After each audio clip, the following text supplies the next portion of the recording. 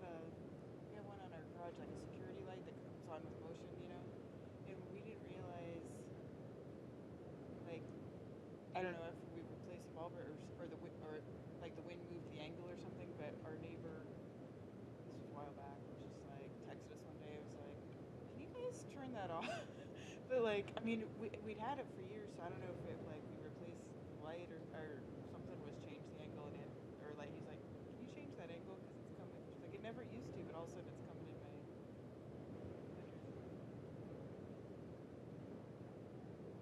yeah.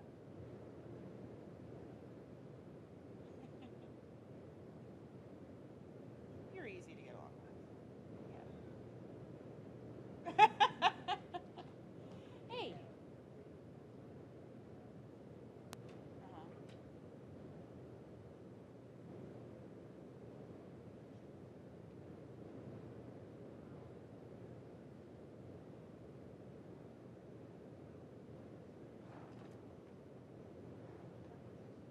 Well, that's yeah.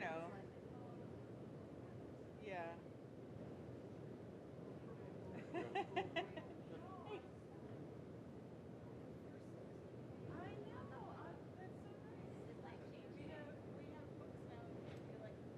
Oh, really? Well, I keep my bag with me, but for jackets,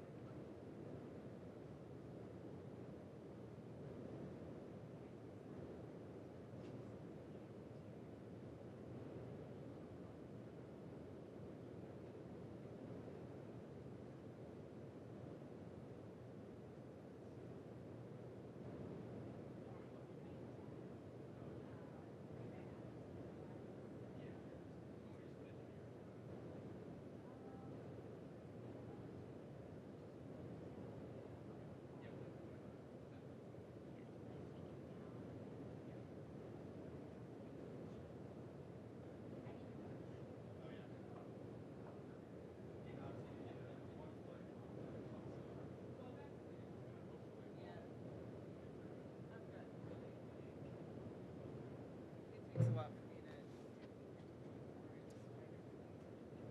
yeah, it depends on where you're going sometimes. Yeah. When I'm traveling alone, actually, I just sit. But you and I have different lives. I get like an hour by myself. I'm like, this is great.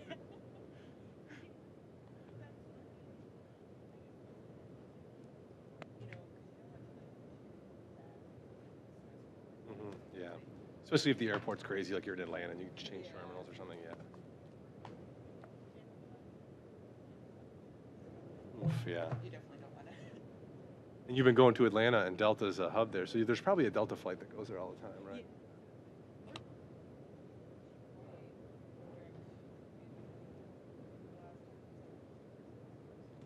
Mm. Now, do you have any procedures like?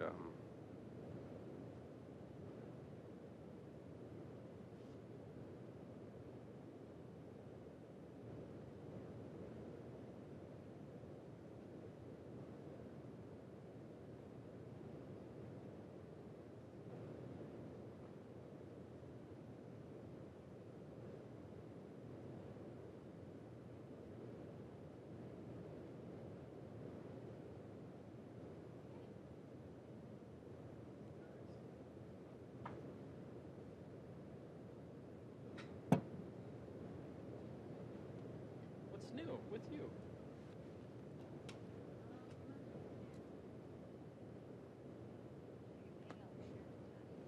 Oh wow, that's pretty cool. Where was that? Oh neat.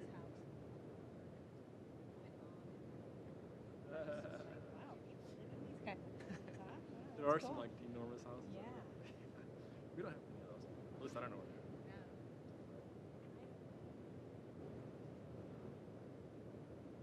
If I did, I'd probably be staying there. That's what be having my events.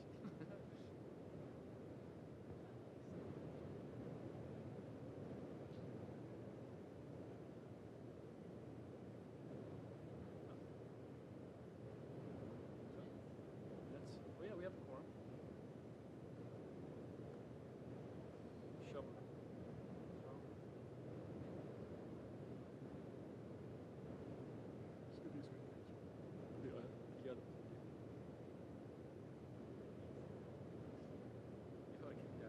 wasn't gonna say it because I didn't want to make you sound lusty and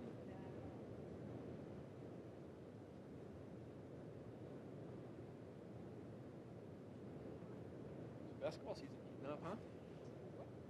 It is.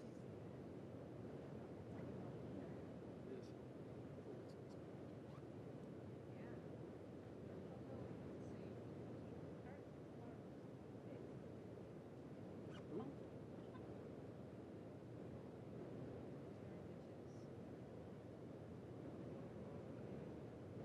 Pretty cool about it.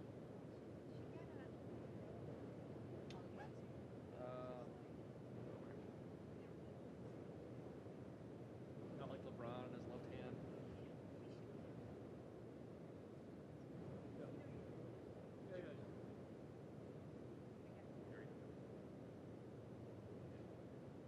We were both here.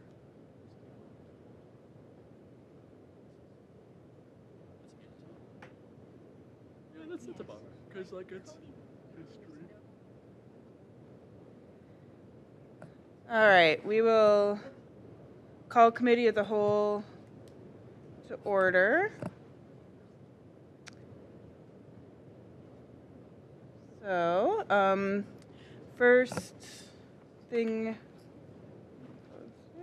on our agenda, move to approve the minutes. So moved. And Second. second. I don't think I moved with it. Whatever. We have a movement, motion and a second. All those in favor? Aye. And that motion passes. So that takes us on to, we have two things really as one thing. The first thing is the communication, which sort of explains the resolution that we're here to talk about tonight, from Mayor George and myself, laying out the reasons for the resolution as well as some shared goals moving forward. And then the resolution itself, Resolution 2024-10, and to allocate remaining ARPA funds not yet encumbered or contracted for expenditure for previously identified projects to the city's sewer and water projects. So with that, before I turn over to the administration, do we have any comments from council members before we get going about this? All right. All right, and then I think, was Director Leininger kicking it off, or did, yeah, okay, Director Leininger. Good evening, Madam Chair, members of the committee. So I have a few slides that I'm going to walk everybody through to really supplement the communication, which came from Council President Keppel, Mayor George, with a big lift in there from our law department. So I'm going to rely heavily on that as far as some of the background. I do want to point out a few items that are in there that I think are important to just frame the discussion that we're having here this evening about our ARPA funds and what we've learned over the last 2 years since those ARPA funds, or since the ARPA rules have really transpired and been implemented. And so first is that the regulations governing ARPA, which is the American Rescue Plan Act, that's the $47 million that the city received 2 years ago. They've grown more prescriptive over time.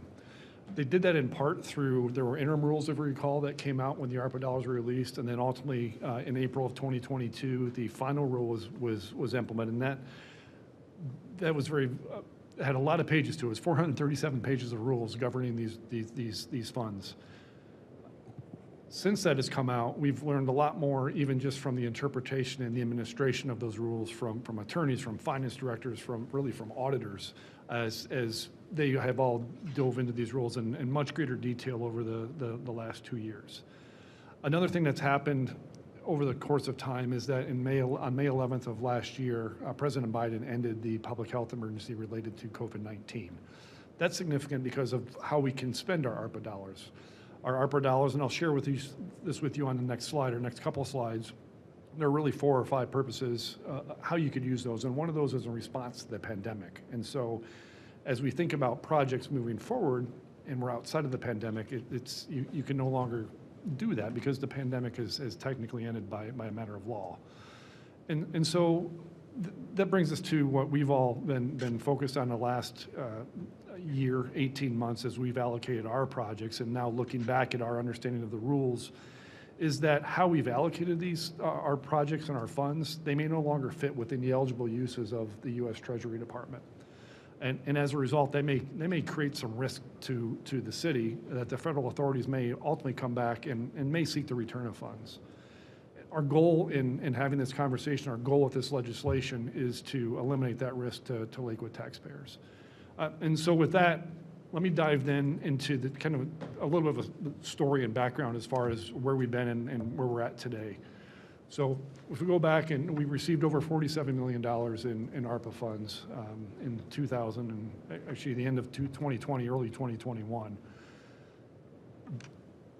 The ARPA funds can be utilized for really 4 categories that are applicable to us. There's a 5th category for broadband, but broadband is really generally for those areas that do not have broadband, more rural areas.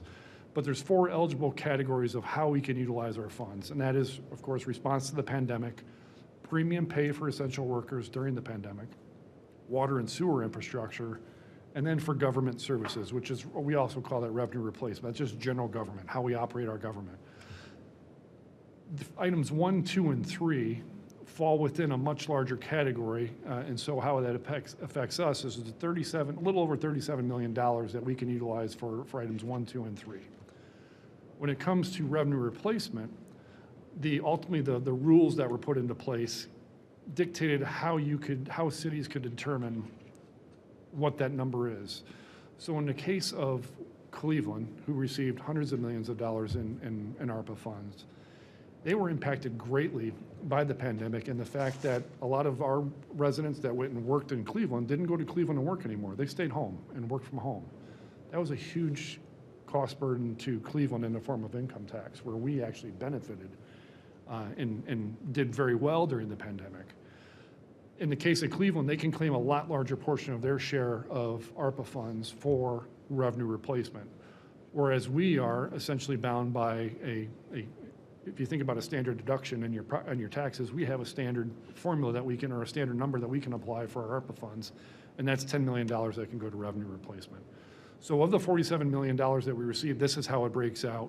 The orange pie being for revenue replacement at $10 million, everything else are over $37 million for those other 3 categories. Moving then a step forward to, okay, we received the funds, how did we spend those funds? We took a couple of our early actions when we received the $47 million, or started to receive the $47 million, because we received in a couple of tranches.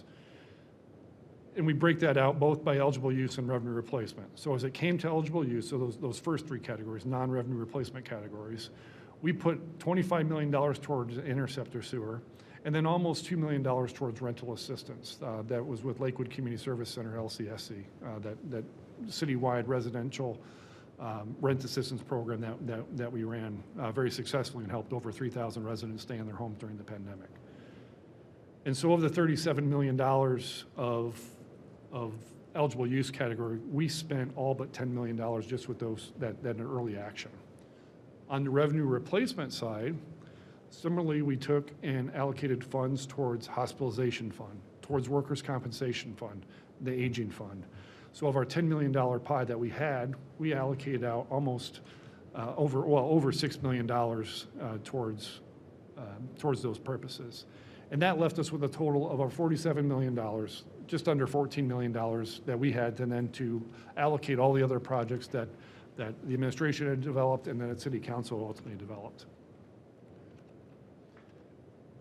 The next couple of slides I'm going to show you are all those projects that we've come up over time. On that spreadsheet too, we'll show you how we've taken what we've learned over the last 18 months and apply that to each one of those categories to assign it essentially into either it's an eligible use or it's a revenue replacement. We'll do that first from the administration-sponsored projects, which is everything on the screen that you see here. I'm not going to go through each one of these individually. But as you look through the list, you'll see at the top are those categories that we've determined that are clearly fall within that eligible use category. The rest of those projects are for revenue replacement. This list includes only those projects that we have moved forward. We are spending money on those. We funded these projects. These are things that are moving forward that were as authorized by City Council from the administration standpoint. Similarly, we can do the same thing with the city council-sponsored projects, and this comes across on 2 slides, so if you don't see something that was a project you supported, it's probably here, it's just on the next slide. So these are all the projects that city council laid out that have been funded, and we've either spent the money or we're in the process of spending the money. From Beck Center all the way down through Madison Newman parking lot. Notice that all of these are determined to be eligible revenue replacement, not eligible use categories. Continuing on to a second slide that shows then the remainder of the projects that City Council had supported, and we have taken steps to either have spent the money or taking steps to spend the money. When we take all of those projects and we now start to put them back into their categories of those remaining $14 million that we have, a little over $3 million on the revenue replacement and $10 million on the eligible use, this is what that looks like. And so on the eligible use category, we still have about $7 million in unallocated funds. But what we've backed up against in the revenue replacement side, you'll see that we've spent all of our revenue replacement dollars. And those are the most flexible dollars that we have, given that they're for general government services and not tied to those 3 categories. So what that means moving forward then is we still have $7 million that are available, but they're eligible use restricted. They have to fall within those 3 remaining categories that we talked about. And we can eliminate responding to the pandemic because we're no longer in a pandemic. We can eliminate premium pay because we're no longer in a pandemic. And basically leaves us with water and sewer projects. And we'll talk about that here in a second. But certainly the fact that we do not have revenue replacement dollars to spend, and looking at the balance of the remaining projects that we haven't funded yet, we end up with the next 2 slides, which show the administration projects that are no longer funded, are not able to be funded by, at least by ARPA. I also want to be clear as we share this slide. By being funded or not funded, this isn't a critique of the project itself. We've all determined in the administration presenting projects and the city council presenting projects, these projects are all worthy for our community to take on. Our goal was to utilize ARPA funds in putting these projects forward. Unfortunately, based on our analysis of the ARPA funds and the current rules and where we are, we're simply going to have to look for other funding sources to carry these projects out. So from the administration standpoint, you can see there's a number of projects that we now need to go back and try to identify some additional funding sources for. Some of these are projects that we are taking active steps to implement. The downtown development, the Lake Clifton connector, which is a partnership with the Cuyahoga County on Clifton Boulevard. But at the end of the day, we simply don't have eligible categories and ARPA funds to utilize for those. On the city council side, here are some projects that simply we have not started, and there's not a funding category to which to place them in because they have to fall within the revenue replacement category. From ADA transition plan to Cove Resiliency Hub to smart cities. Again, not that these projects aren't worthy, we just simply have to look for other funding sources to implement these as we move forward into future budget years or get creative with other forms of financing. And that leads us to, this is the final slide that I'll share with you this evening. So the question becomes, okay, so we have $7 million left. What do we do with it? As I shared with you, as I led into those last couple slides, the category that we're really left with is water and sewer projects because of the fact that the pandemic's ended and that we've utilized all of our revenue replacement funds. So of that $7 million, we do have a number of other sewer projects that are out, sewer and water projects that are out there that are in need of funding, or always in need of funding, especially as we work through our partial consent decree with the US EPA. I've listed a couple of those examples on here. The Interceptor Sewer Project. That project is really about a $28 million project. We allocated $25 million towards it very early on as we had some conceptual numbers for it. But the actual bid price for the project with construction administration is $28 million. We then have 2 other projects that we're in the process of carrying forward now, which is the Lewis Sewer Project and the 2024 water line replacement program that we're continuing this year. So there's a total of up to $12.5 million of water and sewer projects that are out there. They're ready to go. They can get in, they're either under construction or about to be under construction. So they meet some of the ARPA deadlines as far as being encumbered by the end of this year and then constructed by the end of 2026. And that's where, as we share where we are with the ARPA allocations and what to do and fully spend all $47 million of the funds that we receive. This is how we would suggest and propose that we move forward with the expenditure of those funds, and then take a step back and let's work together and figure out how we fund those projects that we couldn't get to with this $47 million. So with that, I'll look and see if anybody has anything to add on the other side. So, and if not, I can answer any questions, or we can all answer questions for you. Great, thank you. You know, one of the things I was just thinking about with this is that when I was at National League of Cities almost a year ago, they were very much advocating that cities should get these funds allocated quickly and be very thoughtful about it, because there was a lot of concern that there would be attempts to claw back these funds, particularly depending on how the next election cycle goes. So, you know, it's interesting. And that conference is coming up again in just a few weeks, so it was just thinking about that. One of the things that I wanted to sort of emphasize here is, you know, as Director Leininger mentioned, is the projects that are listed now as unfunded, that we, you know, as council members will recall, that was part of why we sort of scrambled to get together for that retreat, so that we could be talking about that in the context of what we need to go to bond to fund, what we're funding through ARPA, and what we're going to get creative to figure out how we're going to fund in some manner. So those things are still being thought about, and Mayor George and I were thoughtful about listing a lot of those priorities on the communication, but recognizing that not everything can continue to be at the same level of priority, because not everything has those, we don't have those same dollars available. So being thoughtful about that. So with that, do any council members have questions? Yes, Councilman Bullock. Good evening, everybody. Thanks for the presentation and the communication from the administration. So I've got a couple series of questions. One is the legal interpretation of the Treasury guidance that we're discussing tonight. Is that consistent with what some of us may have had a one-on-one with the law director a month ago?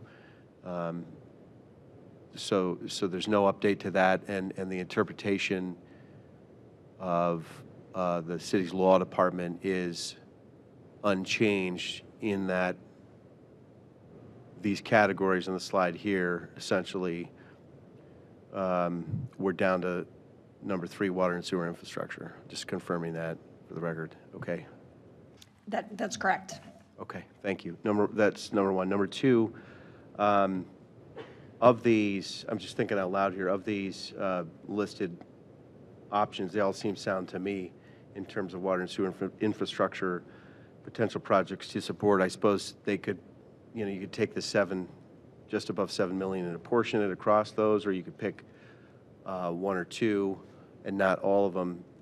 The question I would have to prioritize is which contributes to the federal clean water obligations under our,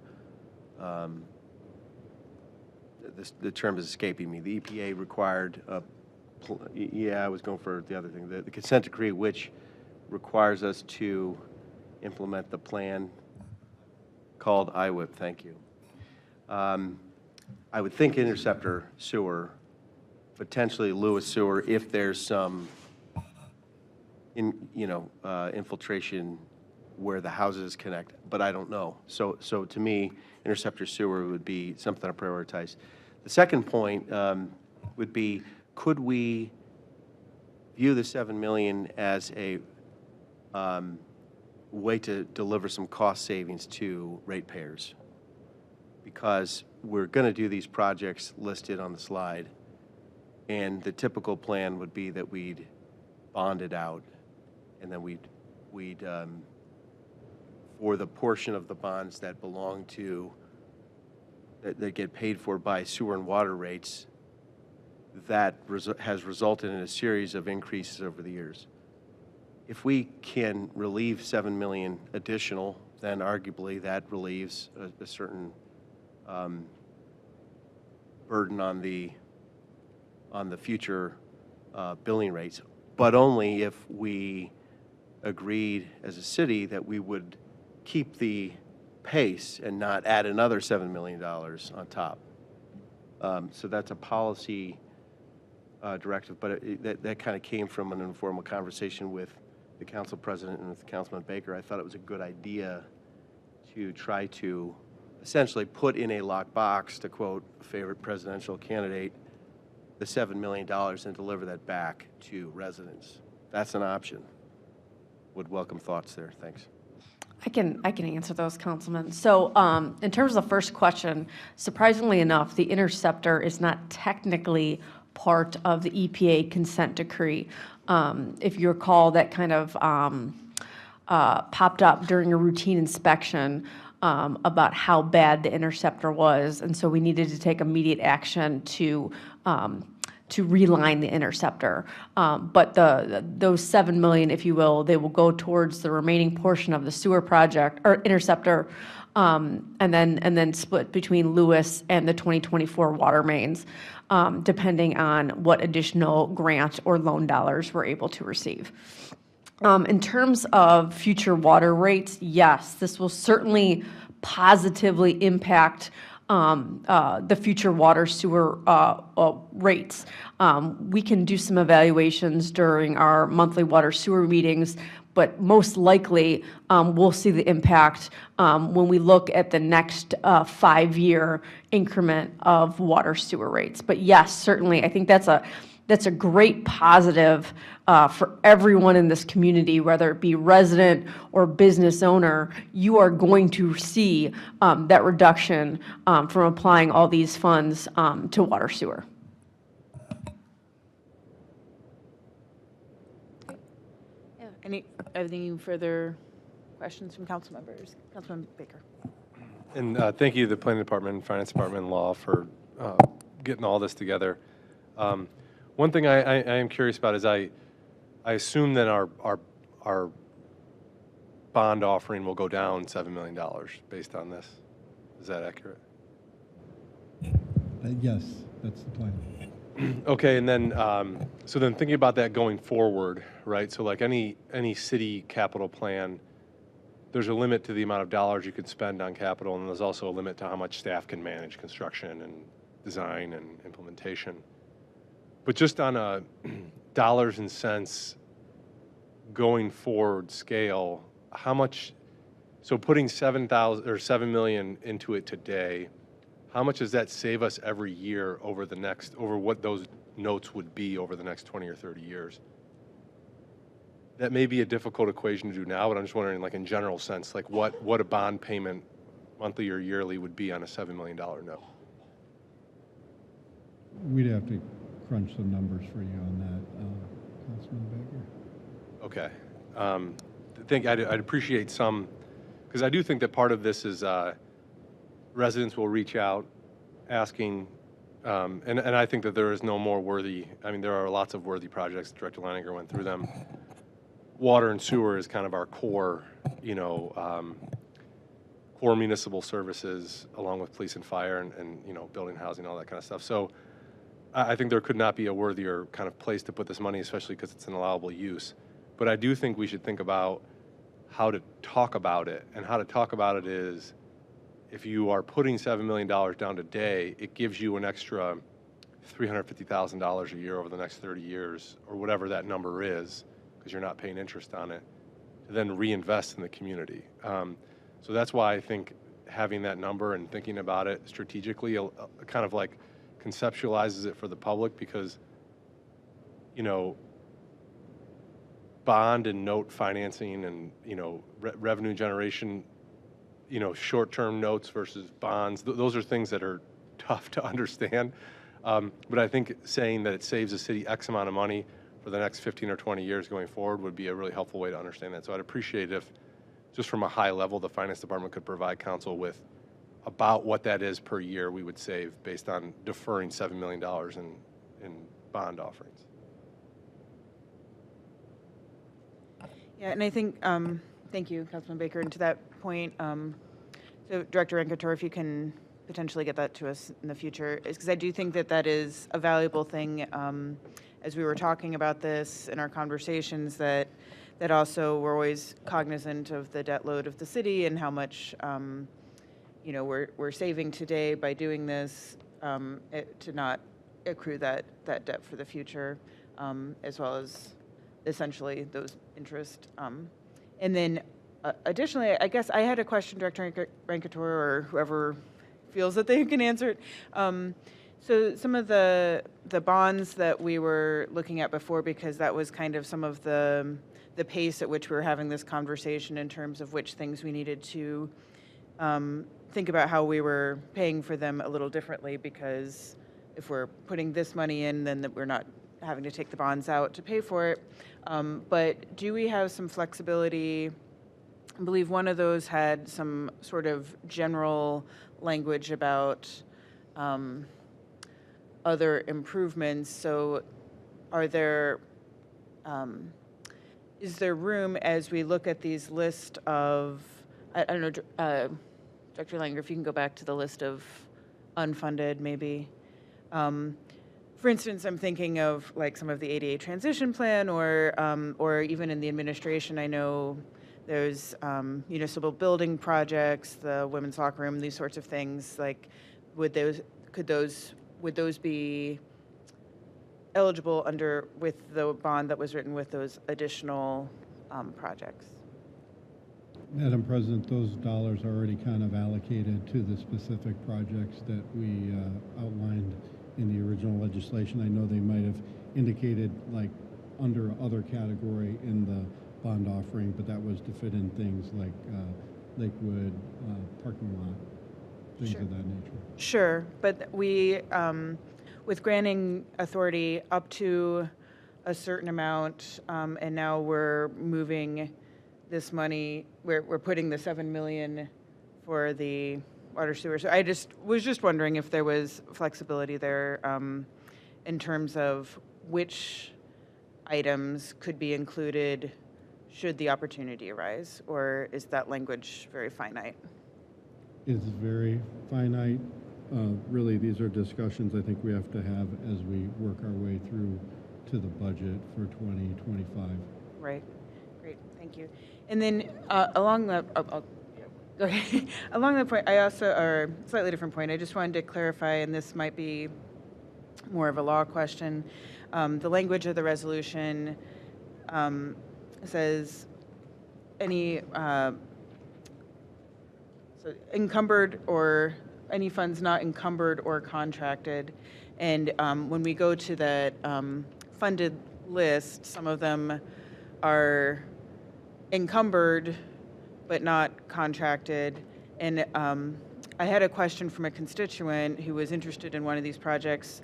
And so I just wanted to get clarification, because they asked me, and that there would not be, because even though they're not contracted yet and they're encumbered internally, there wouldn't be an opportunity to say like, oh, we'll just kind of drag our feet on this and then it didn't happen and now we're moving that money all into water and sewer, if that makes sense, because if it's not contracted today. But because it says it's encumbered, that means we are committed to doing it. Is that an accurate reading? So there's a couple examples, and I can jump in, and Thank you. Peter, you can correct me. A couple examples of that. So the Madison Newman parking lot, we spent a lot of time talking about that. So in this case, it shows a no under contract and awarded. So your question is could we drag it, just whatever reason, we just don't move it ahead. In presenting this, in presenting this list, this is the project that we're moving forward with. Even though that project is not, it shows a no, we are expending funds to get the design done and expending staff time and staff capacity to move these projects forward. In presenting this, this is our intention of this is what we're going to carry forward. Unless, I mean, there's always crazy things that could happen, but the intention is we're going to get these projects to a point where they are, the contracts are awarded, the money is encumbered by December 31st of this year. and then the project will absolutely be done by December 31 of 2026. So. Thank you. There's been a lot of public interest in some of these and which things are funded and which are not, so I just want to make sure we're being very clear. And assuming that we were to pass this tonight, I would really love to we have a list on the council page where we show what we've funded so far, and we probably need to update that given some of this, and we could post essentially some version of this list just so people know what we're spending the money on or will. All right, any further questions? Vice President Schuckner. Thank you. And we're talking about $7 million and things like that. I just have a clarifying question. Is that did we only go out for a note for the $4.8 million sewer improvement, and we haven't? I'm just curious that have we not this other monies that we're dedicating? We haven't gone or approved anything in terms of notes or bonds for that yet, right? Just for the $4,810,000. Just the bond transaction has gone through. The note transaction is kind of delayed until after hopeful passage tonight, at which point, we'll get the note offering kind of finalized tomorrow and work with bond counsel on that. Right, but that only impacts ordinance 44/2023, right? That's the one that allows the issuance of notes in the amount not to exceed $4,810,000 in the anticipation of issuance of bonds to pay costs of designing, engineering, constructing sewer improvements. Would that be the only one that is note that's impacted? So basically just you won't use that authority to. It will reduce the authority in it's an $12 million offering. We'll reduce it by the $4.78 million Right. that we have that's attributable to the Lewis project. Okay, it's that project. Okay. Yeah, I don't have any questions. Any other questions, comments, concerns? Okay, yep, Councilman Bullock, yep. Okay, just to clarify what Councilman Schackner asked, and then a follow-on to a comment earlier about which of these projects. So are these three projects, the Interceptor Sewer, Lewis Sewer, and 2024 Water, all intended to be done, or at least initiated this year, both financially and in terms of construction? Is that the plan? Okay. And then I thought I heard a comment, though, that some of these may be partly dependent on other matching grants, for example, or state grants. Did I mishear that? Yeah. I mentioned it as we're always looking for grant and loan dollars with any project, but in front of me right now, I don't have numbers of if we have grant dollars associated with this. I'm just, as a general statement, we're always looking for grant or loan dollars for these projects. Okay, so that certainly makes sense. So, but as far as, my real question is just, are these solid projects that we're proceeding with for certain? Yes. And the answer is yes, okay. And then finally, but I think Director Rankator's question or answer to Councilman Schackner's question confused me a little. So the note offering will be reduced by, the plan is to, by the amount of the Lewis sewer, which is 4.7, right? But that's not the same as 7 million. And we discussed with Councilman Baker that there was going to be a reduction of by the total 7. So where would the difference be made up? Pursuant to the legislation in a different water sewer project is what seems like that's what the legislation's saying. Okay, so the water, I don't have it in front of me, the list, so that's why I'm asking for clarifications. But will the city's debt save $7 million? Debt issuance for the new notes this year save $7 million? That's what I'm really trying to confirm.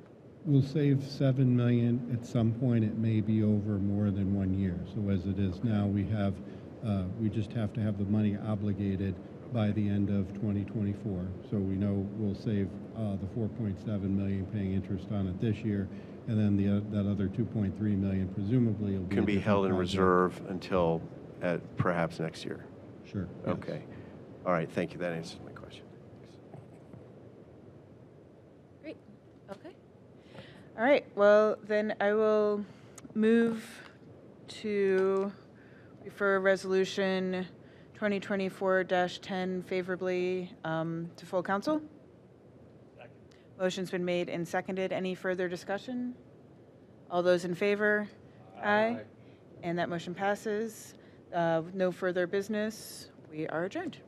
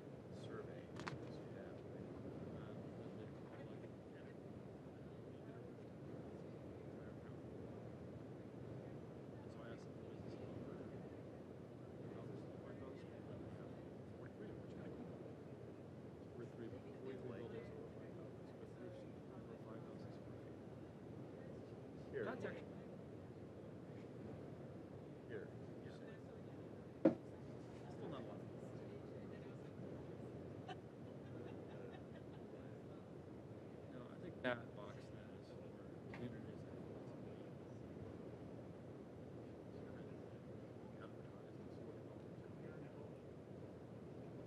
We could do that.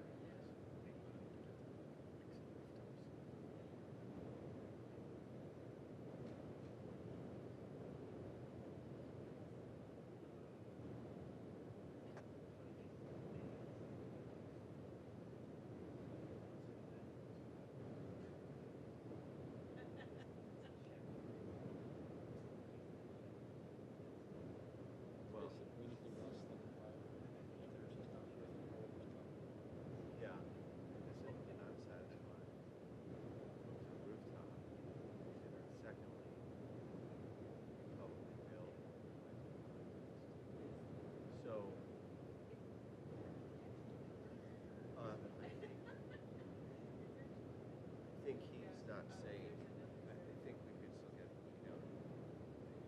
then we should call the guy too. Because what he's saying is it's gotta be public, and also he doesn't care about he wants to, no. I guess it's all private. There's a couple of thoughts.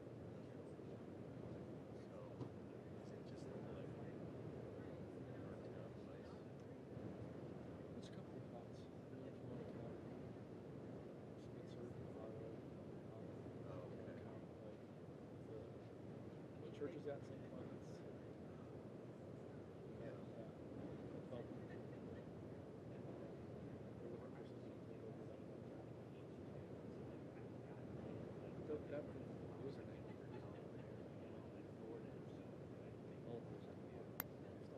That's a 1 megawatt project.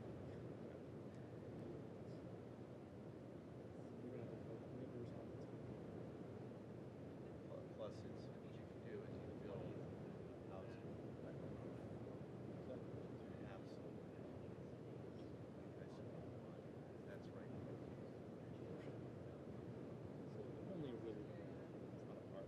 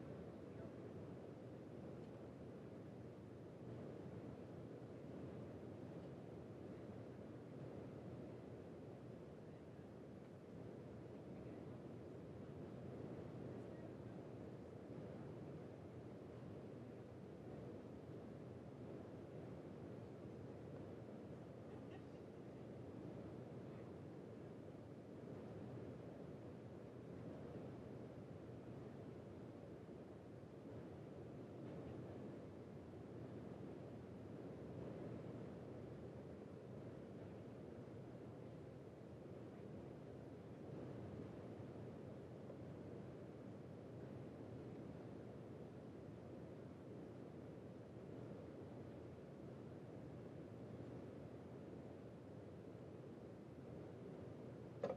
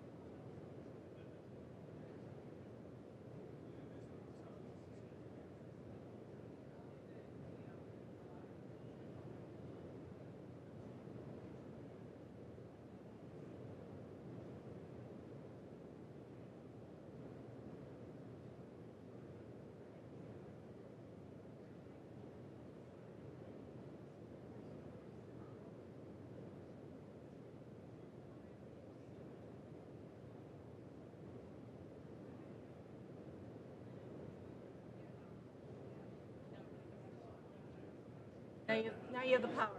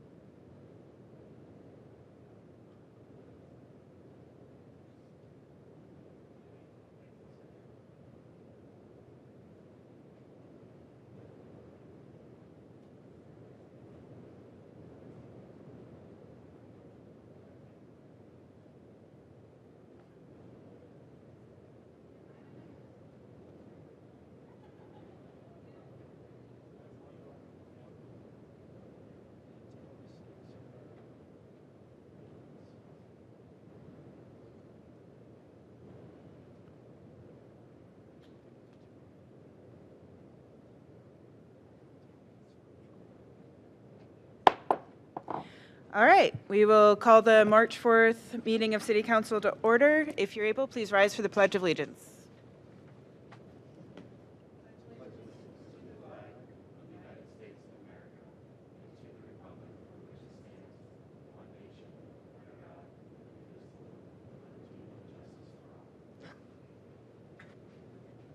Now pause for a moment of silence.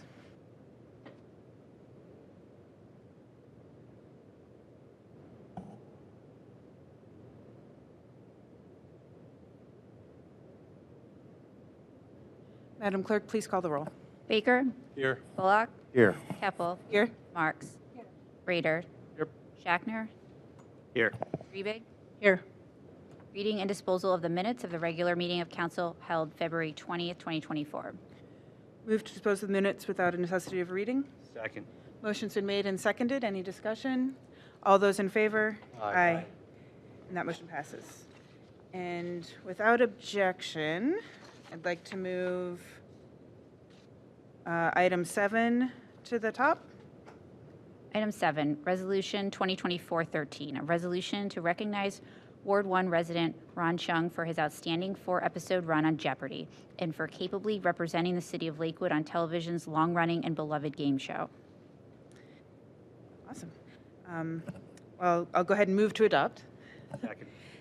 Motions are made and seconded, and let's just I'll just pull up the resolution here. And we're delighted to have Mr. Chung and his wife Eva and Holland and Naomi with us tonight.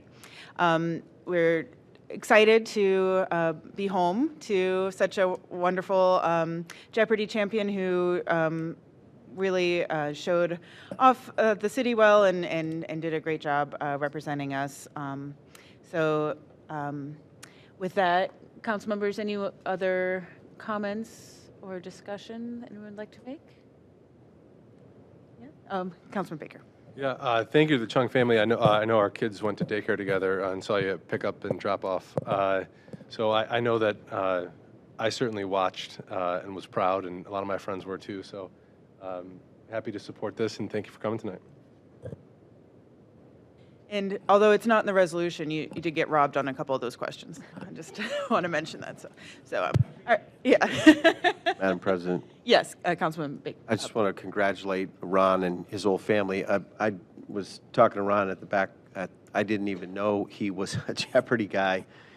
We knew, our families know one another from Sunday school, St. Pat's on Bridge, of all places. And we are, I think, focused on making sure the kids don't take more than their fair share of snacks and getting kids where they're supposed to go. So we'll have to organize a trivia contest at the next chance. But congratulations to all of you. All right, so we're going to vote on this, and then Chung family, if you'd like to come up with and join us for a picture afterwards, we'd love to present you with a copy of the resolution.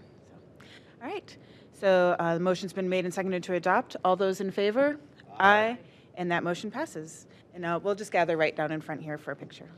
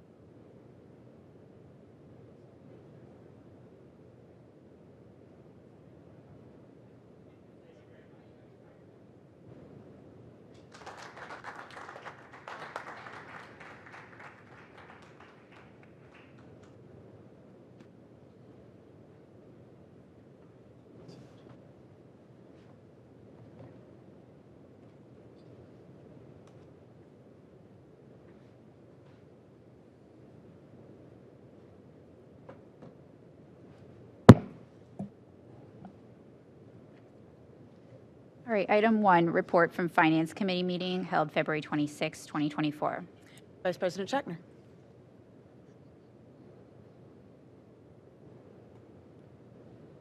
Thank you. Colleagues, the Finance Committee met on February 26, discussed Resolution 23-74, Resolution 2024-06, and Ordinance Number 02-2024. First, we discussed 2023-74, which stemmed from Council's recent approval of an increase in the city's bid threshold to mirror the threshold set forth in Ohio Revised Code. Part of this discussion was an agreement, which is articulated in 18-2023 ordinance, that the city's financial internal control policies for contracts or purchase less than $75,000 would be presented to council in the form of resolution. And after review and discussion, the committee moved to recommend adoption of the resolution. And per Ordinance 18-2023, those policies outlined in the resolution cannot be changed without separate action of council. Next, we heard a presentation from Director Renkator and Director Gordon regarding Resolution 2024-06, which authorized the administration to enter into lease agreements for a dozen vehicles and equipment totaling $3.5 million. The directors explained how the proposed purchases will meet departmental needs and fit with the capital improvement plan. Director Gordon explained that while the city's fleet of alternative vehicles has increased substantially from 2020 to 2024, the challenge remains securing reliable alternative fuel vehicles for public works, fire, and police. And he also highlighted other sustainability initiatives. I will add that someone from Lakewood Police Department did speak as to the use of their hybrid vehicles and found that when they reach certain speeds, sometimes they shut down, and they were found to be unreliable for their purposes and would likely not be using hybrids in the future. And I think we remarked that's something that is important for us to realize, and that we should be focusing our efforts in other places to make up for not being able to use these vehicles in some areas as opposed to others. So the ordinances, we also talked about the quarterly transfers and advances ordinance, and the committee recommended everything that we discussed for adoption. Move to receive and file. Second. Motion's been made and seconded. Any discussion? Madam Chair, Madam President, Yes. Councilman Bullock. thank you for the great and detailed report, Chairman Shackner. I do want to correct the record, though.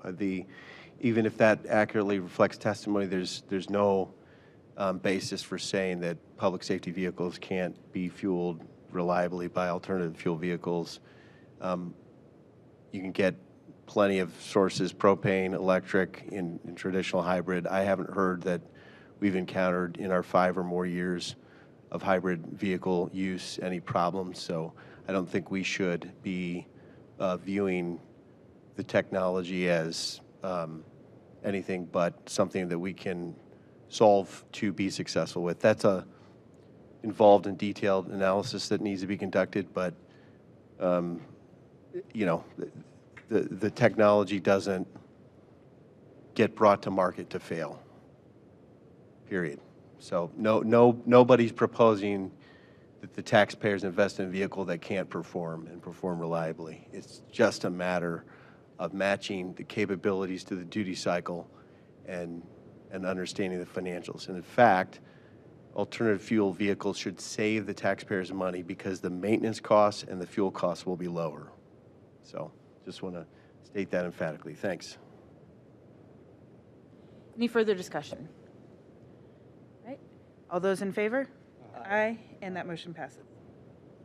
Item 2, Resolution 2023-74, a resolution to take effect immediately approving the City of Lakewood's financial internal controls. Move to adopt. Second. Motion's been made and seconded. Any discussion? Hearing none. All those in favor? Aye. And that, did we get everybody? Yeah.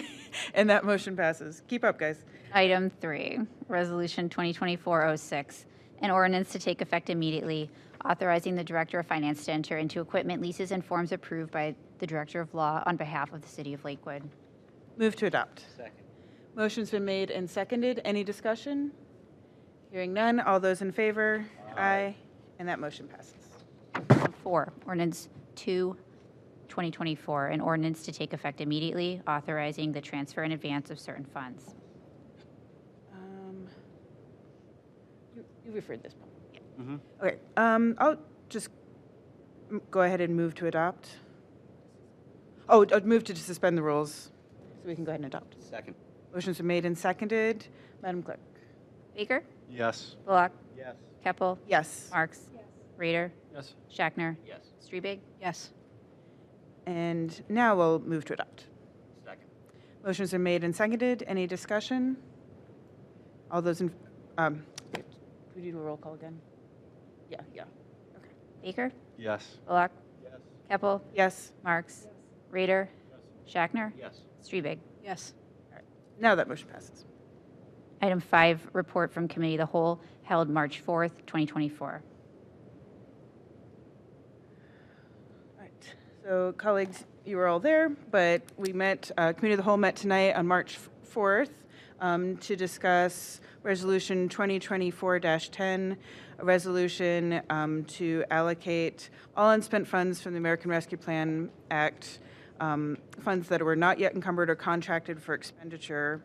Director Leininger provided a detailed report of which specific projects that would include, as well as an overview of how the ARPA guidance has changed to make it in the city's best interest to allocate these remaining funds to water and sewer. That resolution was unanimously recommended out of committee for adoption. Move to receive and file that oral report. Motion's been made and seconded. Any discussion? Hearing none. All those in favor? Aye. And that motion passes.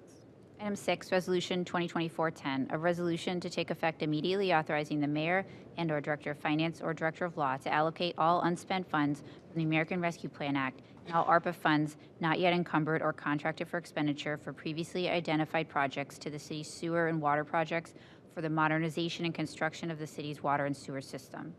Move to adopt. Second. Motion's been made and seconded. Any discussion?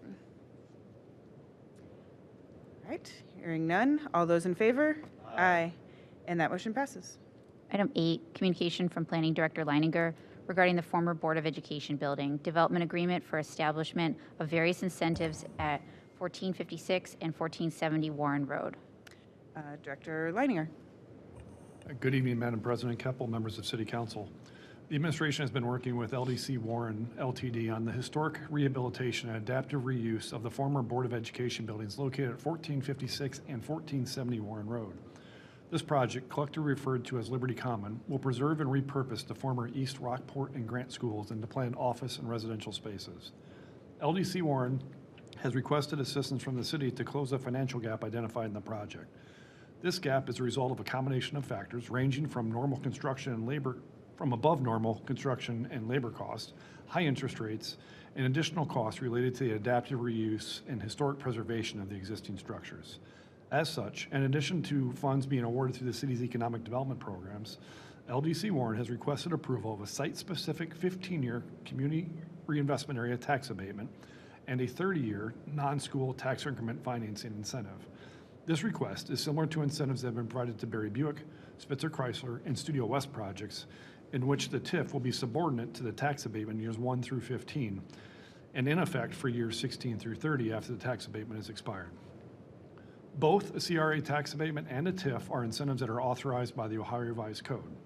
A CRA tax abatement allows the abatement of taxes generated from improvements to the property. A TIF allows the capture of property taxes generated from improvements that are made to property.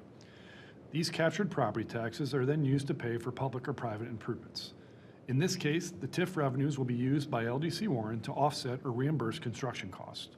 Property taxes generated from a pre-improvement value will continue to be collected and dispersed to the various taxing agencies.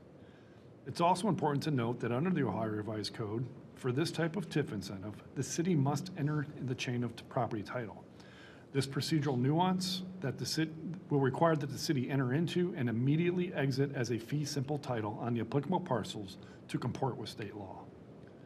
Enactment of these incentives requires the following approvals from City Council: an ordinance authorizing development agreement, an ordinance authorizing transfers of properties to enter and immediately exit the chain of titles for the subject properties, an ordinance establishing the CRA tax abatement incentive, and an ordinance establishing the TIF incentive. This communication is intended to introduce numbers 1 and 2 as noted above. The final legislative items will be submitted to City Council in the coming months and not sooner than the completion of the aforementioned property transfers. The administration respectfully requests these legislative items be referred to the committee deemed appropriate by City Council. I'd be happy to answer any questions. Move to receive and file that communication. Second. Motion's been made and seconded. Discussion. Madam President, Councilman Bullock. would be happy to hear this in the Housing Planning Development Committee. If such a motion is made. And I've got a question about the proposal itself, though. Maybe I could raise now for the planning director. So it's good news to hear that the project developer is intending to move forward. I can't recall hearing from the project developer for some many years. Now, here they are seeking very significant financial assistance. So it would be important to understand the plan, the changes to the plan, et cetera, before agreeing to some of the most meaningful financial assistance available in the city's arsenal, so to speak. I can anticipate what you're saying, and I'm following your letter here, and I'm sure the same financial pressures that apply to the Lakewood Hospital redevelopment also apply elsewhere in the city, including here. And this is historic property with the unique physical challenges involved there too. So, approach this with an open mind, but I just haven't heard from. In fact, I over the last few months, wondered myself what the heck is going on with this project. So I'd love to not only get a full briefing, maybe talk to the developer directly as well. Thanks. Director Leininger. And Councilman Bullock, if you recall, along the way, we've had some updates while sitting up on this from my position, talking about some of the updates that have been happening over the last several years. with this project. And you're correct, it's taken a long time to get to this point. I believe the transfer of the properties from the Board of Education to Liberty Development were in 2018 or 2019. Along the way, they've made several attempts to obtain historic tax credit financing from the state of Ohio. The first round was not successful, and then because of how the rules work and how the funds get awarded, they had to bypass a couple of rounds, and so it took some time for them to ultimately take and split the project. We went to Planning Commission, got a lot split, to split the project in 2 separate parcels so they can make themselves more competitive in the historic tax credit financing world. They were also competing at that same time when they were awarded, especially on the grant school, the southern building, the larger building. They're also competing with another project in Studio West for funds in our community. And that actually reduced some of the amount of funds that they could receive for this project. So along the way, interest rates, all those things that are outlined in the communication have crept up. Construction costs have crept up, not unlike what you've heard us talk about with other projects. And so, yes, the developer will absolutely be available to answer any questions that you have about the project, about the financial gap that's been identified. That's something that anytime we come in front of you and ask for approval of an incentive, we have gone through the numbers. We have verified the numbers, both internally and with third-party assistance, to make sure that the dollars that are being asked of the public are the last dollars that are going into the project. And without a doubt, that's true in this case. So I'm happy to answer any of those questions that you have in committee. Thank you. Any further discussion? Councilman Baker. Yes, and I believe I was on Planning Commission when we designated this historic back in 2018 and 2019. And on one hand, I'm very happy to see these properties be put back into productive reuse. Very happy to see them, that they're going to be, at least I assume, historically restored and in line with all of the guidelines. I would, and I'm sure the Planning Department and the Finance Department is already planning to do this, but like really detailed analyses of the income tax that would be generated by these sites, kind of the 30-year breakdown of, because it's essentially asking for city funding, I mean, in a weird way, city financing. So understanding like what our ROI is and what, what we can say is going into the community. And also, and it sounds like Liberty has already given you kind of their pro forma, but understanding like their capital stack and whether the project value, all those things, which I think you've done in the past, as I've watched before I was on council with Studio West 117th and the other solar projects that got TIFs. But just want to make sure we go through that and that thorough presentation is given to us at committee, because I think it will be very helpful for council to understand all of that before we're asked to approve it. Thank you. Any further discussion? All right. So we have a motion and a second to receive and file the communication. All those in favor? Aye. And that motion passes. Item 9, Ordinance 3, 2024, an ordinance authorizing a development agreement with LDC Warren Ltd. LLC in connection with the redevelopment of certain real property in the city of Lakewood as part of the tax increment financing program under Ohio Revised Code. Move to refer to Housing Planning and Development. Second. Motion's been made and seconded, and I'll just say I'll probably sit in on that one. I'm interested to hear about that. Any further discussion? All those in favor? Aye. And that motion passes. Item 10, Ordinance 4, 2024, an ordinance to take effect immediately, authorizing the City of Lakewood to accept title to certain real property located within the city and immediately transfer title back to the current owner for the purpose of implementing tax increment finance pursuant to Ohio Revised Code. Refer to Housing Planning and, move to refer to Housing Planning and Development. Second. Motion's made and seconded. Any discussion? All those in favor? Aye. And that motion passes. Item 11, communication from Planning Director Leininger regarding sale of various city-owned properties. Director Leininger again. Good evening again, Madam President and members of City Council. Over many years, the city has purchased or otherwise acquired properties for delivery of government services or other public purposes, such as the elimination of blighted structures. As the city continues to evolve, some of these properties no longer serve a public purpose. When this occurs, the properties are returned to private ownership through a competitive sale process.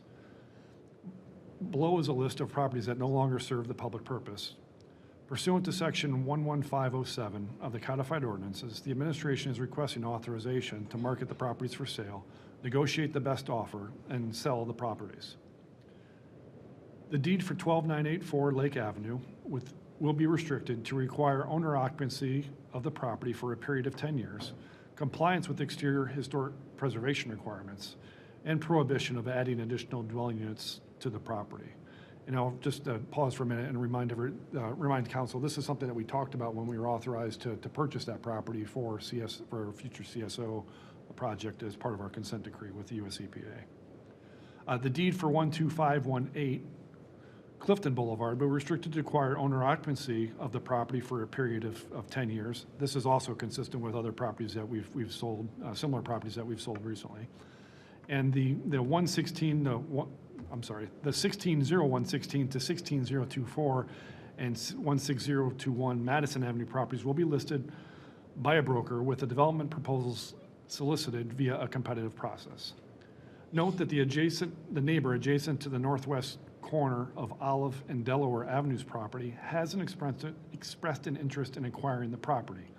This is the process by which to make it for sale to the neighbor. As an unbuildable lot, consolidation of the parcels will be required. We respectfully request this item be referred to the committee deemed appropriate by City Council. And I'll note in the ordinance for that last property that I referenced, the northwest corner of Olive and Delaware Avenues, there is specific language in there, unlike the other properties where we would go and solicit the services of a realtor or broker to market and sell the properties.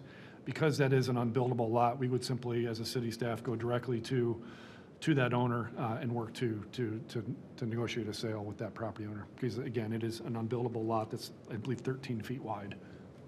So I'm happy to answer any questions. Councilman Rader.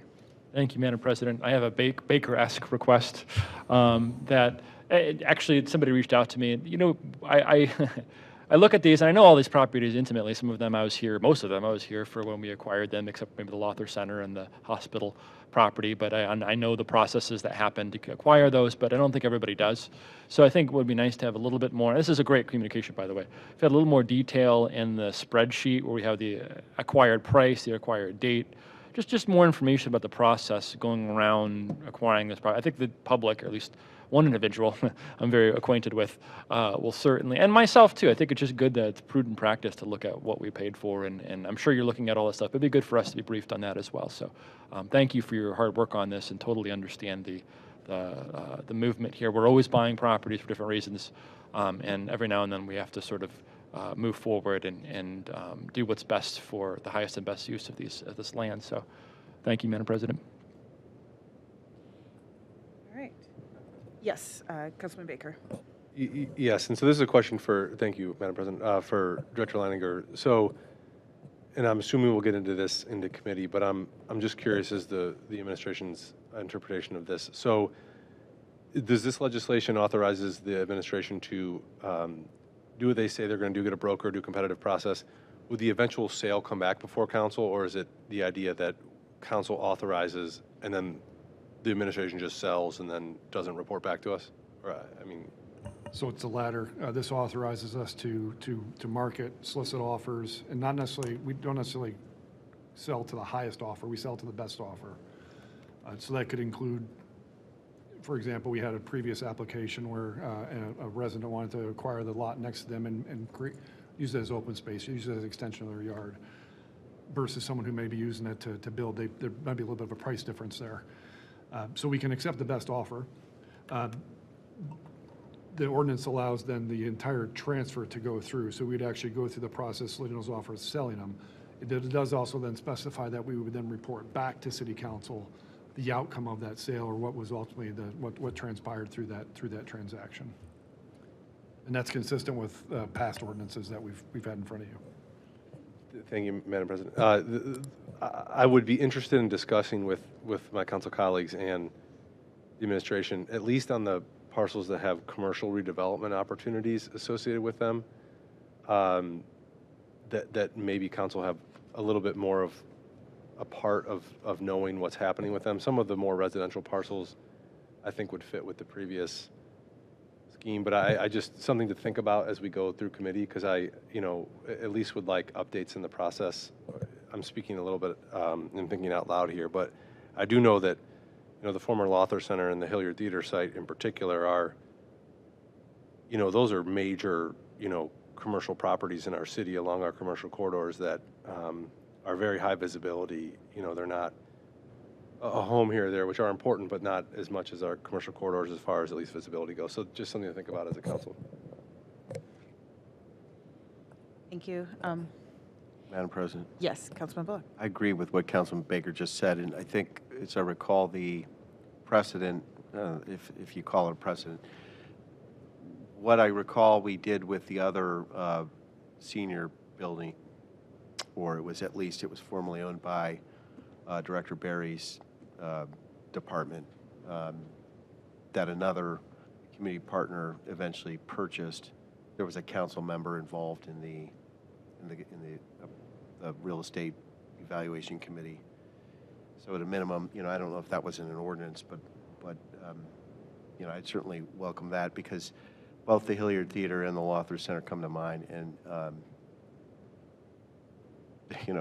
I was the councilman who called in the citation after Hurricane Sandy that led to the Hilliard Theater becoming a vacant parcel, and we've been waiting a long time and want to ensure that we get a thoughtful opportunity in that spot.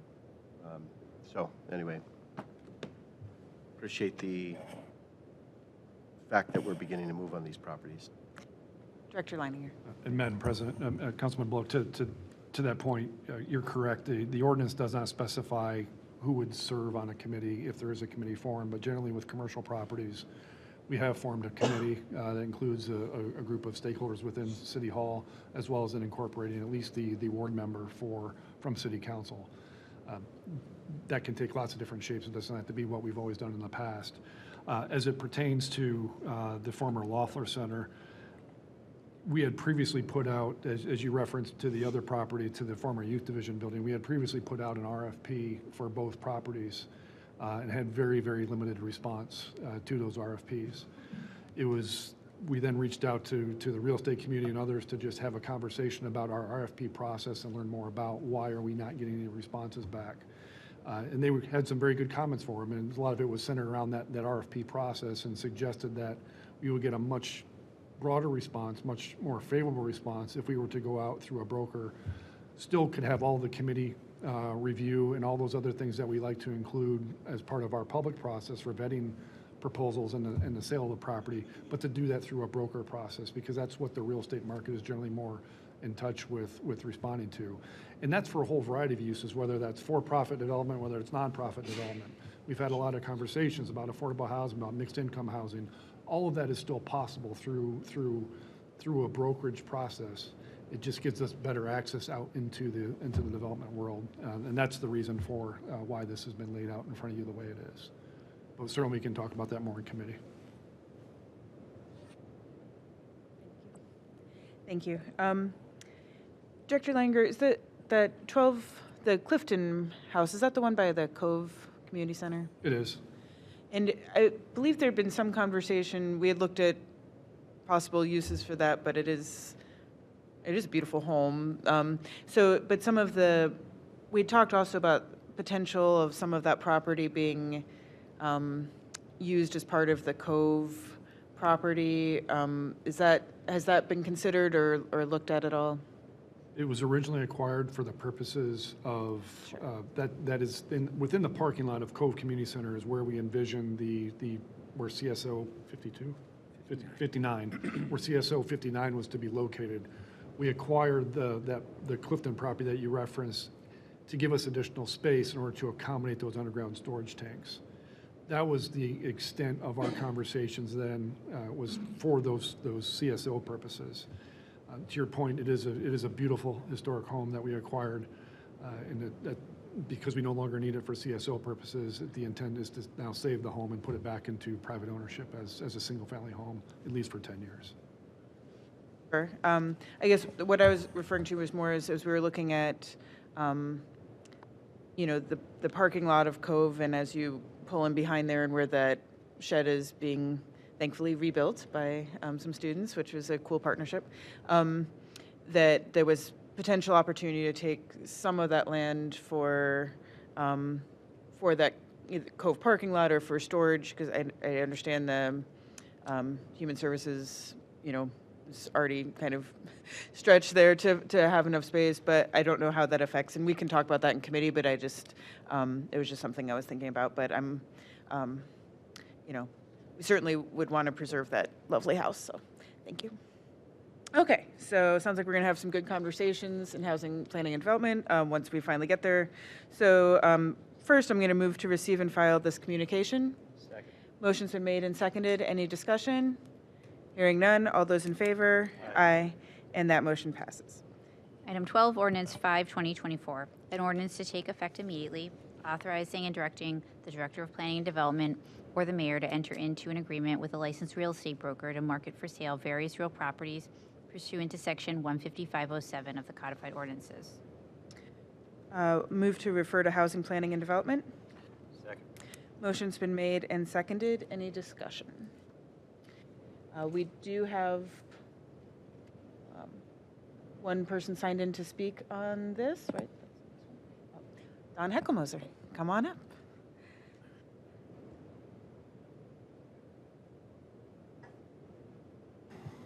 There we go. Thank you, Madam President. Thank you, Council. I wasn't really planning on speaking today on the agenda item, but I just wanted to come. My name is Don Heckelmoser, for the record. I'm President and CEO of Barton Communities. We are a local owner, manager, and developer of affordable housing. We've been in Lakewood as a nonprofit, Lakewood Senior Citizen, Inc., since about 1958.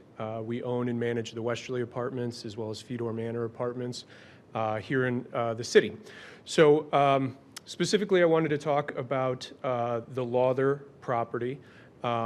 We've had discussions with many in this room, and I've been in this room talking about affordable housing many times over the years. But in this particular case, I just wanted to emphasize that the creation of affordable housing in municipalities like the city of Lakewood, or really anywhere, is very much hindered by market rate sale pricing. And we just wanted to begin advocating for that property to be turned into affordable housing. We're currently partnering with Lakewood Alive to advocate with members of council as well as the mayor's office for that purpose. And we saw this on the agenda today, so I wanted to come and just say a few words about, we think that particular property is a great opportunity to create affordable housing with a lot of upside to the city. With using very little city resources and still getting a fair purchase price for it. So we look forward to continuing the conversation, but just wanted to sort of put on record that Barton Communities is sort of a homegrown provider and developer of affordable housing, and we look forward to working with the city on this potential project. So thank you. Thank you.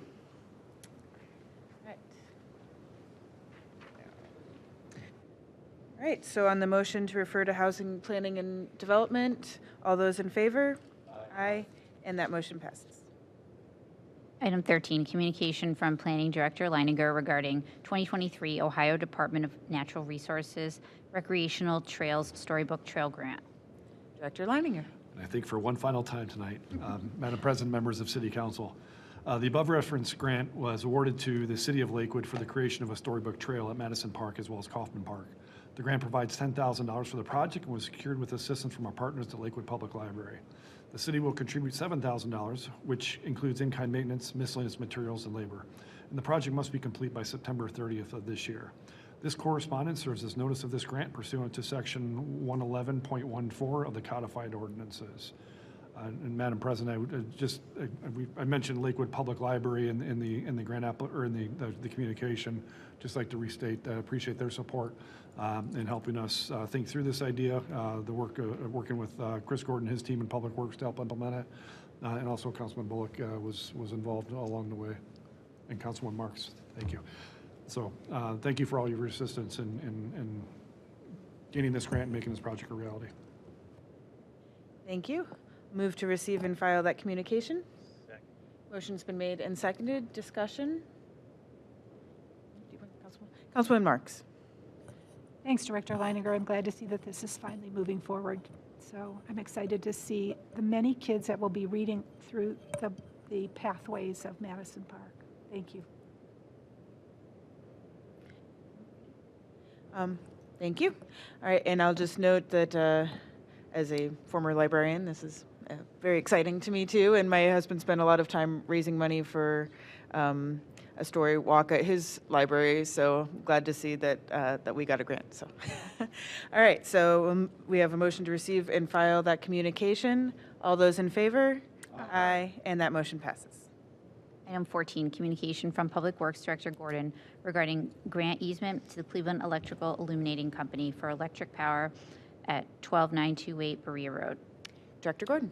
Thank you, Madam President. Dear President Keppel and members of Council, submitted for your review is a resolution that will grant the Cleveland Electric Illuminating Company, also known as First Energy Corp., an exclusive easement to a defined strip of land at 12928 Berea Road, also known as the new Refuse and Recycling Center, for the placement and/or relocation of utility poles and overhead wires. This exclusive easement will be located along the eastern property line of the new stockpile yard at the Refuse and Recycling Center. I request that City Council approve and pass the attached resolution on first reading so that the project may proceed. Please let me know if you have any further questions. Thank you. Move to receive and file that communication. Second. Motion's been made and seconded. Discussion. Councilman Rader. Thank you. I do believe we've had similar easements in the past. The use of the word exclusive, I believe, was included in those other easements, but just, for my knowledge, is this different than any way from some of the other easements we've had for electric utilities on properties around here? Thank you, Councilman Rader. Ironically, we had a very similar easement with the illuminating company on the west end of the recycling center, so this is on the other side. Exclusive just means it's an easement specifically for First Energy. That makes sense. No other questions. Thank you, Madam President.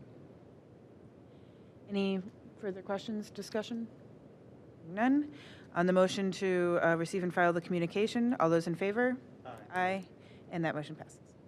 Item 15, Resolution 2024-14, a resolution to take effect immediately, authorizing the Director of Public Works to grant a utility easement to the Cleveland Electric Illuminating Company, governing the rights of the parties relative to a parcel located at 12928 Berea Road, and granting access to the property for the purpose of providing utility service to the facility and ongoing maintenance.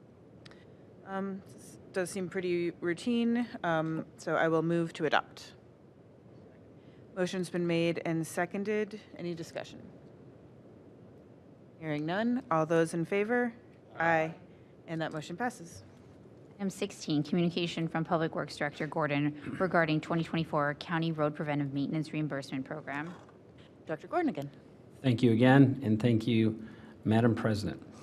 Dear President Keppel and members of City Council, the city's Division of Streets and Forestry was awarded $130,858 from the Cuyahoga County Department of Public Works 2024 County Road Preventative Maintenance Reimbursement Program. The Streets Division will use this reimbursement funding to perform crack sealing work on Madison, Riverside, and Warren, and pavement striping on Franklin and Warren Road. As part of the reimbursement program, the county will process only for material costs, and the total reimbursable amount cost for the year 2024 may not exceed $130,858. Pursuant to LCO Section 111.14B, this letter serves as notice of our intention to accept these funds. Please let me know if you have any further questions. Thank you. Thank you. Move to receive and file. Second. Motion's been made and seconded. Any discussion? Always appreciate seeking outside funds, and thank you for that. All right. No discussion. All those in favor? Aye. And that motion passes.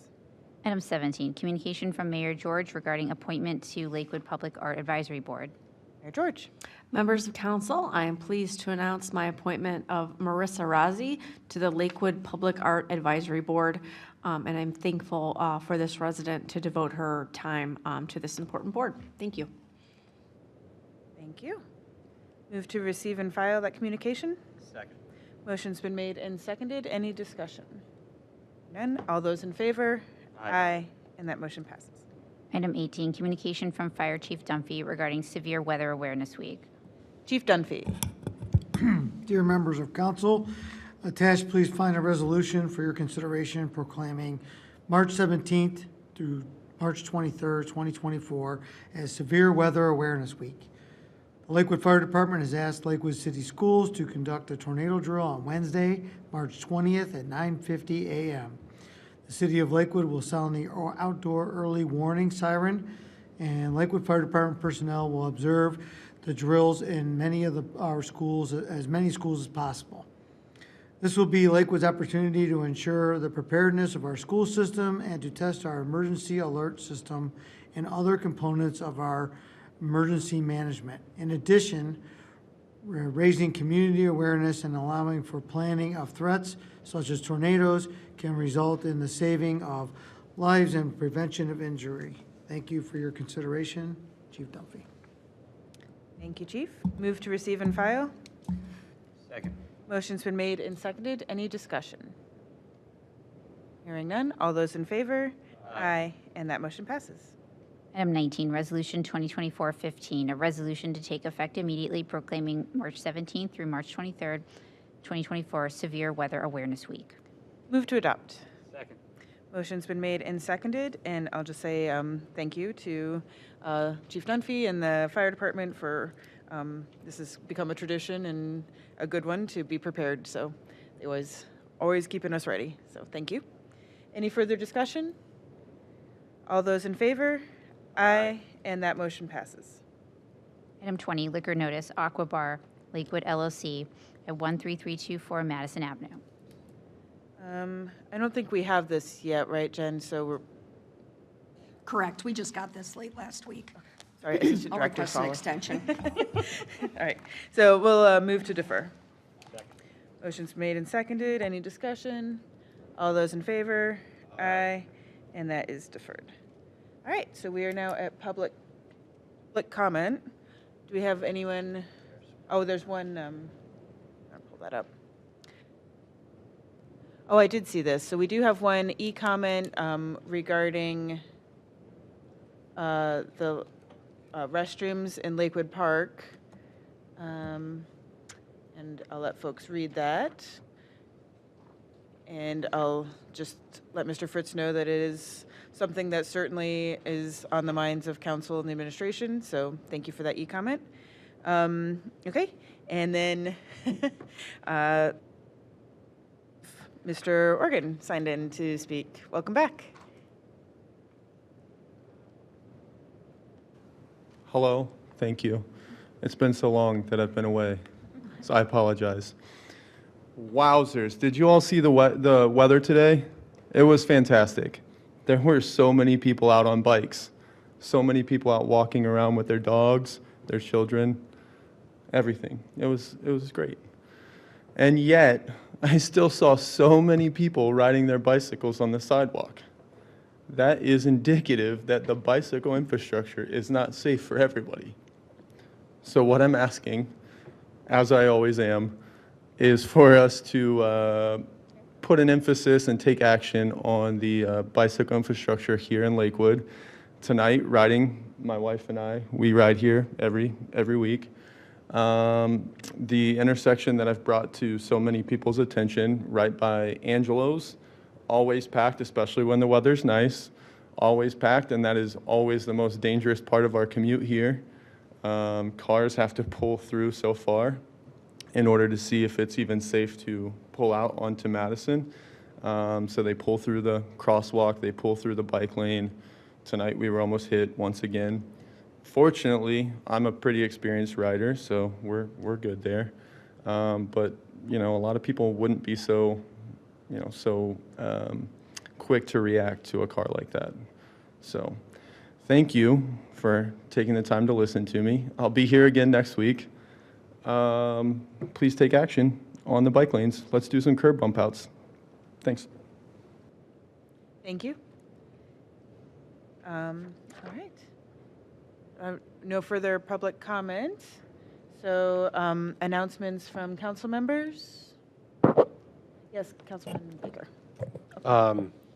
I'd just like to say that this Wednesday night in Twinsburg, oddly enough, the Lakewood High School boys basketball team will be taking on the St. Ignatius Wildcats, and I think it's the regional semifinals. Lakewood they're scrappy. They won at Hudson, or they won a playoff game against Hudson this weekend. And Ignatius is very good, but I'm going to pull for the Rangers, and I hope all of us do. So, thanks. Councilman Bullock. I want to thank Chief Fisher for help with ensuring access for Grant Elementary parents Wednesday afternoon to a parking snarl when 3rd through 5th graders are going to have a concert for music and band and all kinds of wonderful things. Parents are going to be there, and so appreciate the attention by the Department of Police to help make sure that access isn't snarled. So thank you. All right, any further announcements from council? Announcements from the administration? Nope. All right, if no further business, I will move to adjourn. Second. Motions are made and seconded. Any discussion? Hearing none. All those in favor? Aye.